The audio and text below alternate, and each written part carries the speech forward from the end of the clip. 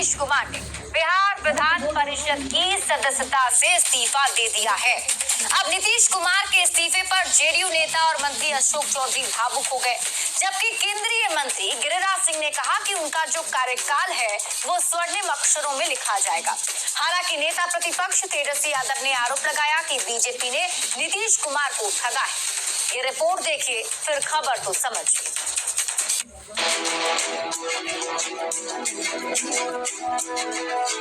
सेवा में सभापति बिहार विधान परिषद महाशय, मैं इसके द्वारा तिथि 30 मार्च 2026 से सदन में अपने स्थान का त्याग पत्र देता हूँ। आपका विश्वसनीय नीतीश कुमार।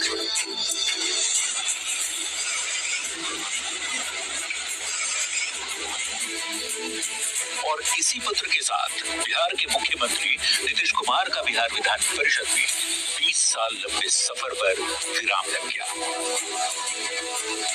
बड़ा ही हम लोग का चूंकि बहुत दिनों से बड़ा ही अच्छा संबंध रहा है और इसको हम लोग निभाते आ रहे हैं, तो उनके जाने से तो सब पूरा बिहार दुखी है। 20 साल तक बिहार की जनता की सेवा और राज्य के विकास को रफ्तार देने के बाद मुख्यमंत्री नीतीश कुमार ने एक बार फिर केंद्र की राजनीति का रुख किया है। 16 मार्च को राज्यसभा के लिए निर्वाचित होने के बाद संवैधानिक प्रावधान के तहत 14 दिन के भीतर पहले सदन से इस्तीफा देना होता है। 30 मार्च दिन सोमवार को नीतीश कुमार ने एमएलसी पद से इस्तीफा दिया। उन्होंने आज अपना त्याग पत्र यहाँ पर भेजा और हम लोग सभापति से मिलने आए थे। अब नीतीश कुमार के विधान परिषद से इस्तीफे पर कहीं गम तो कहीं सियासत देखने को मिल रही है। नीतीश कुमार के इस्तीफे पर जेडीयू नेता और मंत्री अशोक चौधरी बेहद भावुक नजर आए। करेगा, सबको करेगा, पूरे बिहार को करेगा। नीतीश कुमार का काम करने का तरीका। तो केंद्रीय मंत्री गिरिराज सिंह ने कहा कि नीतीश कुमार का कार्यकाल स्वर्णिम अक्षरों में लिखा जाएगा। उनका कार्यकाल एज ए मुख्यमंत्री, एज ए विधायक एक स्वर्णिम अक्षरों में लिखा जाएगा। नीतीश कुमार जी का भी, नीतीश कुमार ने एक बड़ी लकीर खींची है बिहार के स्वर्णिम बिहार का, सभ्य समाज का विकास। जबकि आरजेडी नेता और विधानसभा के नेता प्रतिपक्ष तेजस्वी यादव को इसमें भी राजनीति नजर आ रही है। नीतीश कुमार के इस्तीफे पर तेजस्वी ने कहा कि बीजेपी ने नीतीश कुमार को ठगा है। नीतीश कुमार जी को बीजेपी ने ठगा है। खैर, सियासत अपनी जगह है, लेकिन नीतीश कुमार एक बार फिर 21 साल बाद राज्यसभा के रास्ते केंद्र की राजनीति में लौट रहे हैं। नवंबर 2005 में केंद्र की राजनीति छोड़कर लोकसभा की सदस्यता से इस्तीफा देकर नीतीश कुमार बिहार के मुख्यमंत्री बने थे और 2006 में विधान परिषद के सदस्य चुने गए थे। तब से वे लगातार एमएलसी थे और सीएम के रूप में बिहार की सेवा करते आ रहे हैं। न्यूज 18 के लिए पटना से रवि एस नारायण, आनंद अमृतराज और धर्मेंद्र कुमार के साथ ब्यूरो रिपोर्ट।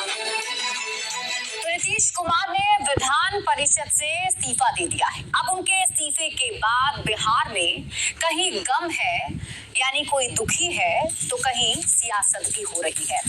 अब हम आपको एक एक करके पूरी खबर समझाते हैं कि आखिर मुख्यमंत्री नीतीश कुमार के विधान परिषद से इस्तीफे के बाद अभी कहां गम और कहां राजनीति दिख रही है।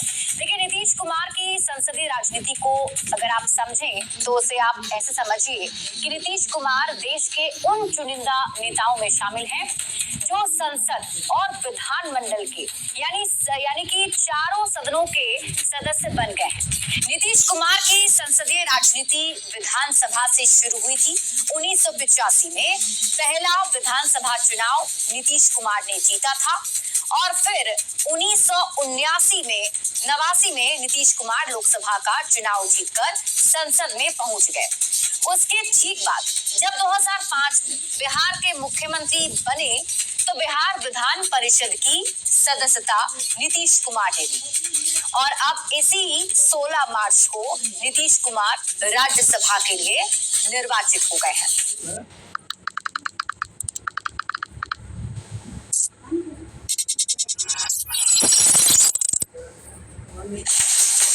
अब नीतीश कुमार कब कब किस सदन के सदस्य रहे हैं इसे समझिए। तो इसे समझने के लिए आपको सबसे पहले उनके शुरुआती दिनों को समझना पड़ेगा। तो मुख्यमंत्री नीतीश कुमार सबसे पहले 2 बार विधायक बने। मुख्यमंत्री नीतीश कुमार 1985 और 1995 में विधायक बने। उसके बाद लोकसभा के सांसद भी रहे। नीतीश कुमार 6 बार लोकसभा के सांसद रहे। पहली बार 1989 में, 1991, 1996, साल 1998, साल 1999 और साल 2004 में। 4 बार नीतीश कुमार विधान परिषद के सदस्य यानी कि एमएलसी भी रहे। 2006 में, 2012 में, साल 2018 में और साल 2024 में। अब पहली बार नीतीश कुमार राज्यसभा के लिए निर्वाचित हुए हैं, यानी कि साल 2026 में नीतीश कुमार राज्यसभा के लिए निर्वाचित हुए हैं। नीतीश कुमार ने कब कब मुख्यमंत्री पद की शपथ ली है, अब आप ये भी जान लीजिए, क्योंकि मुख्यमंत्री के तौर पर नीतीश कुमार का एक लंबा कार्यकाल रहा है। 3 मार्च 2000 मुख्यमंत्री नीतीश कुमार ने पहली बार सदस्यता शपथ ग्रहण जो है वो मुख्यमंत्री के तौर पर की थी। उसके बाद 24 नवंबर 2005 को दूसरी बार शपथ ग्रहण की। 26 नवंबर 2010 को सीएम पद की शपथ ली। 22 फरवरी 2015 को बिहार के मुख्यमंत्री के तौर पर शपथ ली। 20 नवंबर 2015 जब उन्होंने मुख्यमंत्री पद की शपथ ली। उसके बाद की तारीख आती है 26 जुलाई 2017 की और 16 नवंबर 2020 जब सीएम पद की शपथ ली। फिर 10 अगस्त 2022 जब उन्होंने मुख्यमंत्री पद की शपथ ली और इसके बाद 28 जनवरी 2024 जब उन्होंने सीएम पद की शपथ ली और 20 नवंबर 2025 जब उन्होंने मुख्यमंत्री पद की शपथ ली। आज अगर नीतीश कुमार एमएलसी पद से इस्तीफे पर लोग दुखी हो रहे हैं, रो रहे हैं और कई लोग मांग कर रहे हैं कि नीतीश कुमार बिहार छोड़कर ना जाएं। वो यूं ही नहीं है, बल्कि नीतीश कुमार ने बिहार के लिए पिछले 20 साल में बहुत कुछ किया है। तो आइए अब समझते हैं नीतीश कुमार की बड़ी उपलब्धियां क्या क्या रही हैं। तो बिहार को जंगल राज से निकालकर कानून राज में नीतीश कुमार ने बदला है और यही वजह रही कि नीतीश कुमार बिहार में सुशासन बाबू कहलाए। यही नहीं, सड़क और पुलों का पूरे बिहार में जाल बिछाया है, जहां से दूरी कम हो गई है। बिहार में किसी भी जगह से आप राजधानी पटना 5 घंटे में पहुंच सकते हैं। हर घर तक बिजली पहुंचाई है, हर घर तक नल का जल पहुंचाया है, शौचालय का निर्माण कराया गया है। 2016 में महिलाओं के कहने पर बिहार में पूर्ण शराबबंदी भी नीतीश कुमार ने की। और अगर हम महिलाओं की बात करें तो बालिका साइकिल योजना उन्होंने शुरुआत की। अति पिछड़ा महादलित को पहचान दिलाने का काम मुख्यमंत्री नीतीश कुमार ने किया है।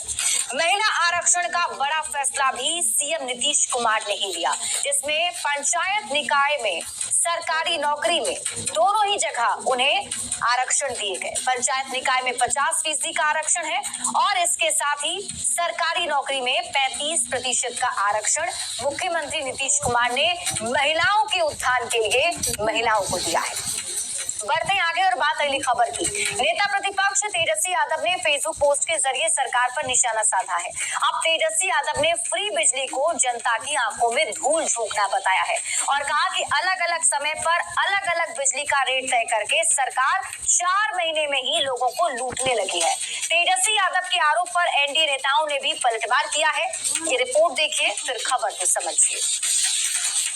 केवल घरों की सरकार है। बिहार में एक बार फिर बिजली पर सियासत शुरू हो गई है। मामला बिजली की किल्लत का नहीं बल्कि फ्री यूनिट पर सियासी फसाद का है। नेता प्रतिपक्ष तेजस्वी यादव ने सरकार पर लोगों से वादा खिलाफी और धोखाधड़ी का आरोप लगाया है। तेजस्वी यादव ने सोशल मीडिया फेसबुक पर एक पोस्ट किया जिसमें उन्होंने 125 यूनिट फ्री बिजली को जनता की आंखों में धूल झोंकने वाला बताया है। तेजस्वी ने आरोप लगाया कि सरकार ने अलग अलग टाइम के हिसाब से बिजली का नया दर तय कर दिया है। जैसे शाम 5 बजे से रात 11 बजे तक सर्वाधिक खपत वाले 6 घंटे के लिए बिजली का दर 8 रुपये 10 पैसे प्रति यूनिट तय किया गया है, जबकि रात 11 बजे के बाद सुबह 9 बजे तक यानी इस 10 घंटे में बिजली का दर 7 रुपये 10 पैसे होगा और बाकी समय यानी सुबह 9 बजे के बाद से शाम 5 बजे तक 8 घंटे बिजली का दर सबसे कम 5 रुपये 94 पैसे प्रति यूनिट होगा। 4 महीने में ही सरकार ने जनता को लूटने का नया प्लान बना लिया है। अब जो है बिजली की दरों जो है और जो है बढ़ाई गई, यानी केवल करों की सरकार है। तेजस्वी के इसी पोस्ट पर अब सियासत शुरू हो गई है। नीतीश कुमार जी जो कहते हैं वो करके दिखाते हैं। आज भी बिहार में 125 यूनिट फ्री है और किसानों को मात्र 55 पैसे प्रति यूनिट बिजली दिया जा रहा है। बीजेपी और जेडीयू ने तेजस्वी यादव पर झूठ और भ्रम फैलाने का आरोप लगाया है। जो व्यक्ति खुद 15 साल के जंगल राज और भ्रष्टाचार की विरासत को लेकर चलता है, वो आज सुशासन पर सवाल उठा रहा है। तो आरजेडी कांग्रेस के नेता तेजस्वी यादव के आरोपों को दोहराने में लगे।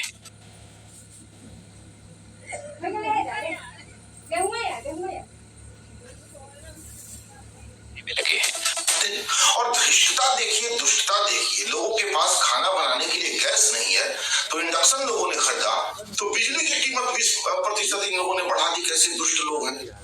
फिलहाल बिहार सरकार राज्य में 125 यूनिट फ्री बिजली दे रही है। बिहार सरकार का हर साल करीब 19,000 से 20,000 करोड़ रुपए बिजली की सब्सिडी पर खर्च होता है। हाल ही में सरकार ने अलग अलग समय पर बिजली का अलग अलग रेट तय किया है, ये कहते हुए कि इससे लोग बिजली बचाना सीख जाएंगे। अब इसी फैसले पर सियासत तेज हो गई है। न्यूज़ 18 के लिए पटना से रवियस नारायण के साथ ब्यूरो रिपोर्ट। तो अब बिजली बिल को लेकर के अब देखिए सियासत शुरू हो गई है बिहार में। क्या है पूरी खबर, आपको अच्छे से समझाते हैं। दरअसल नेता प्रतिपक्ष तेजस्वी यादव ने आरोप लगाया है कि बिहार सरकार फ्री बिजली के नाम पर लोगों को धोखा दे रही है। वहीं तेजस्वी यादव के आरोप पर एनडीए की ओर से पलटवार किया गया। जैसे ही तेजस्वी यादव ने आरोप लगाया तो एनडीए की तरफ से भी इसका जवाब आना शुरू हो गया और कहा जा रहा है कि तेजस्वी यादव लोगों के बीच भ्रम फैला रहे हैं। अब आप खबर तो समझिए। तेजस्वी यादव ने आरोप क्या लगाया, तो तेजस्वी यादव ने कहा कि नए बिजली रेट के जरिए सरकार लोगों को धोखा दे रही है। यानी कि बिहार में जो नया बिजली दर लागू हुआ है उसके मुताबिक आपको बता दें कि शाम 5 बजे से रात के 11 बजे तक 8 रुपए 21 पैसे प्रति यूनिट बिजली का बिल देना होगा, जबकि रात 11 बजे से लेकर के सुबह के 9 बजे तक 7 रुपए 10 पैसे प्रति यूनिट बिजली का दर है। वहीं सुबह 9 बजे से लेकर के शाम के 5 बजे तक बिजली का रेट सबसे कम 5 रुपए 94 पैसे है। तेजस्वी यादव का ये कहना है कि शाम में 6 घंटे सबसे ज्यादा खपत होती है और शाम के समय ही सबसे ज्यादा महंगी बिजली दी जा रही है, जो आम लोगों के साथ धोखा है। हालांकि सरकार ने समय के अनुसार बिजली का रेट तय करने के पीछे बिजली का सही से उपयोग और बिजली की बचत को बताया है। लेकिन अब जबकि बिजली की बात हो ही रही है तो आपके लिए समझना जरूरी है कि बिहार सरकार हर साल बिजली की सब्सिडी पर कितना खर्च करती है। तो आपको बता दें वो रकम है 19,000 से लेकर के 20,000 करोड़ रुपए। अब कैसे साल दर साल सब्सिडी बढ़ती गई उसको भी समझते हैं। अगर शुरुआत करें साल 2022 और 23 की तो करीब 8,895 करोड़ रुपए सब्सिडी दी जाती रही थी। फिर साल 2023 से 24 के बीच में ये आंकड़ा बढ़ा और करीब 13,114 करोड़ रुपए सब्सिडी दी जाने लगी। साल 2024 से 2025 के बीच में करीब 15,343 करोड़ रुपए सरकार ने सब्सिडी देनी बिजली पर शुरू की। साल 2025 से 2026 के बीच में 15,995 करोड़ रुपए मंजूर किए गए, यानी इतना मंजूर हो गया है। अब बिजली पर सब्सिडी, देखिए पहले से ही आपको बता दें कि सरकार ने 125 यूनिट बिजली फ्री कर दी है और इसके साथ साथ पहले से सरकार 15,000 से 16,000 करोड़ तक का सब्सिडी लोगों को दे रही है और साथ ही साथ 125 यूनिट बिजली जो है लोगों को फ्री में मिल रहा है, यानी 3,375 से लेकर के 3,800 करोड़ रुपए, यानी कि दोनों को अगर जोड़ दिया जाए तो करीब करीब 19,000 करोड़ से 20,000 करोड़ के बीच में ये आंकड़ा पहुंचता है। यानी इतना सरकार जो है बिजली पर खर्च कर रही है ताकि आम लोगों को सुविधा हो। अब आप खबर तो समझिए, बिजली सब्सिडी का क्या असर हुआ, तो सकारात्मक असर अगर हम इसकी बात करें तो लोगों के बिजली बिल कम हुए, किसानों को सस्ती बिजली मिलनी शुरू हुई और राजनीतिक समर्थन भी बढ़ा। अब आप खबर तो समझिए, बिजली सब्सिडी का असर जो नकारात्मक है वो आप समझिए, तो सरकार के खजाने पर भारी वित्तीय दबाव बढ़ा है, टैक्स का बड़ा हिस्सा बिजली पर खर्च हो रहा है, राजस्व खर्च का एक महत्वपूर्ण हिस्सा खर्च हो रहा है बिजली पर, विकास और निवेश पर इसका असर पड़ रहा है। हालांकि सरकार ने ये नया फैसला अब लिया है, अब इस नए फैसले को लेकर के राजनीति जारी है। बढ़ते हैं आगे और बात अगली खबर की। नक्सल मुक्त भारत को लेकर केंद्र सरकार के प्रयासों पर लोकसभा में चर्चा हुई। केंद्रीय गृह मंत्री अमित शाह ने नक्सलवाद के खात्मे की डेडलाइन और नक्सलवाद पर पूरी जानकारी के साथ आंकड़े भी पेश किए हैं। ये रिपोर्ट देखिए, फिर खबर तो समझिए। ऐसा बोल सकता हूँ, धड़ल्ले से बोल सकता हूँ कि हम नक्सल मुक्त हो गए हैं, ऐसा कहने में कोई तकलीफ नहीं। 31 मार्च 2026 यही है सरकार की ओर से तय नक्सल मुक्त भारत की डेडलाइन। 31 मार्च से एक दिन पहले 30 मार्च को लोकसभा में देश की आंतरिक सुरक्षा के एक नए अध्याय की गूंज सुनाई दी। गृह मंत्री अमित शाह ने सदन के पटल पर नक्सल मुक्त भारत का वो रिपोर्ट कार्ड रखा जिसका इंतजार दशकों से था। अब देश का रेड जोन कहे जाने वाले इन इलाकों में हिंसा और मौतों के ग्राफ में 90% तक की गिरावट बता रही है कि रणनीति सटीक रही है। बस्तर से नक्सलवाद लगभग समाप्त हो चुका है। बस्तर के अंदर हर गांव में एक स्कूल बनाने की मुहिम चली। बस्तर के अंदर हर गांव में राशन की दुकान खोलने की मुहिम चली। केंद्र सरकार ने इस जंग को सिर्फ गोलियों से नहीं बल्कि विकास की इबारत से भी जीता है, जहां की हवा में कभी बारूदी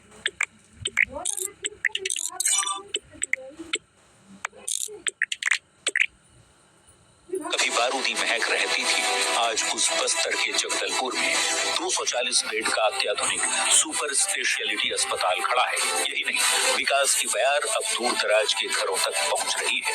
बैंकिंग, शिक्षा और डिजिटल कनेक्टिविटी ने उन गांवों को मुख्य धारा से जोड़ दिया है जो दशकों से अंधेरे में थी। बस्तर में बढ़ा हुआ वोटिंग प्रतिशत